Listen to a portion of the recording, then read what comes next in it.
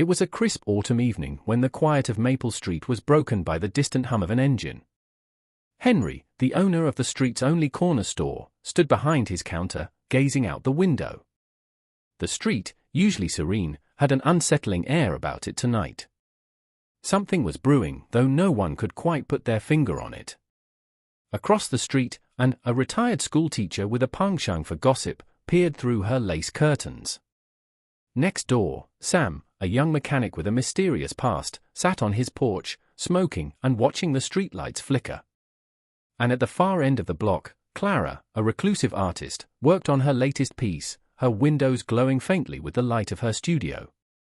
The engine grew louder, and soon, a sleek black van appeared at the top of the hill. Its arrival sent a shiver through the neighborhood. It wasn't just the van's menacing appearance, it was the way it moved, slow and deliberate, as if surveying the area. It stopped in front of the bank, the smallest in the city but vital to the community. Henry frowned. Odd hour for a delivery, he muttered to himself. Inside the van, 4 figures sat in silence. Each wore a mask, not of grotesque monsters but of mundane faces, eerily blank and emotionless. Their leader, known only as Shade, gave a sharp nod. The heist was on. As the masked crew stepped out, the tension in the air became palpable. Anne, ever watchful, grabbed her phone to call the police, but the line was dead. Panic set in as she realized someone had cut the wires. Sam, noticing the strange activity, stubbed out his cigarette and walked toward the street, his hands stuffed into his jacket pockets. Clara, oblivious to the unfolding drama, continued painting, her music drowning out the world outside. The crew moved with military precision. One member disabled the bank's security cameras while another kept watch. Shade and the 4th member entered the bank, forcing the lone security guard to the floor. Inside, they worked quickly, cracking the safe and filling their bags with cash and valuables.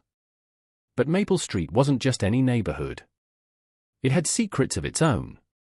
As the robbers loaded their loot, Henry stepped out of his store, his face calm but his eyes sharp.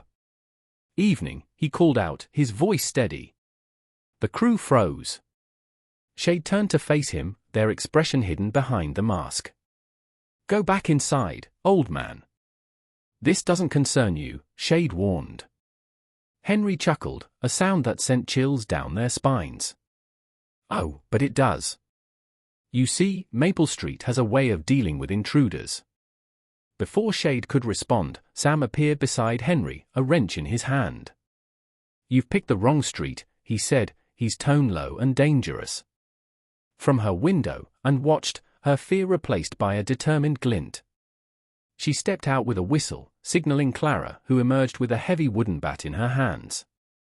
The neighbors, so ordinary on the surface, closed in, their movements coordinated and deliberate. Shade's crew exchanged nervous glances. This wasn't part of the plan. "Let's move," Shade barked. They tried to retreat to their van, but the neighbors blocked their path. "You've underestimated us," Clara said, her voice calm but firm. What followed was a blur of action. The neighbors, each with their own hidden skills, disarmed the robbers with ease. Sam's strength and sharp instincts, Clara's precise strikes, and Henry's uncanny ability to predict their moves left the crew incapacitated and bewildered. By the time the police arrived, summoned by a hidden backup line and had rigged years ago, the robbers were tied up and the stolen goods were safe. The officers, puzzled but impressed, took the crew into custody. As the neighbors returned to their homes, the street fell silent once more. But the air was different, lighter, as if Maple Street itself was proud of its residents. Henry locked up his store, a small smile playing on his lips. "Good work, team," he murmured. The story of the heist at Maple Street spread quickly, earning the neighborhood a reputation for being more than it seemed. And as for the residents, they continued their lives as usual, their extraordinary unity hidden beneath the guise of ordinary existence. If you've enjoyed this tale of suspense and courage, don't forget to subscribe to our channel. Stay tuned for more gripping stories and lessons to improve your language skills.